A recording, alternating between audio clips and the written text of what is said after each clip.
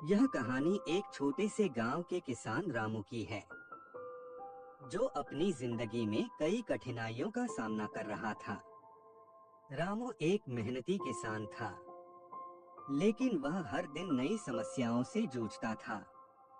कभी पानी की कमी, कभी बाजार में अनाज के दामों में गिरावट, तो कभी फसल की बर्बादी ने उसे मानसिक रूप से बहुत कमजोर कर दिया था। एक दिन वह इतना हताश हो गया कि उसने आत्महत्या करने का विचार किया।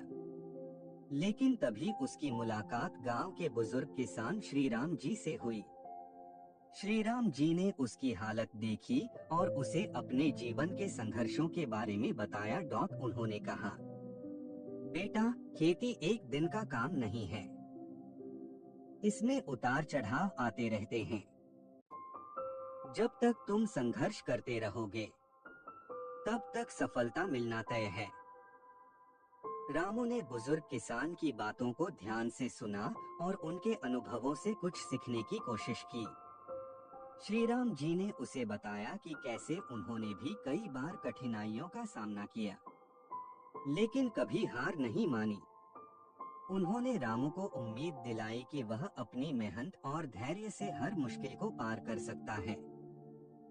रामू ने सोचा कि अगर श्रीराम जी जैसे किसान इतने संघर्षों के बावजूद जिंदा हैं और उम्मीद नहीं छोड़ी, तो उसे भी अपनी जिंदगी को और बेहतर बनाने के लिए कुछ करना चाहिए। उसने अपना आत्मविश्वास वापस पाया और अपनी मेहनत और समर्पण से फिर से अपनी खेती को सुधारने का प्रयास किया। कुछ महीनों बाद रामू की फसल अच्छी हुई और उसे अच्छे दाम मिले।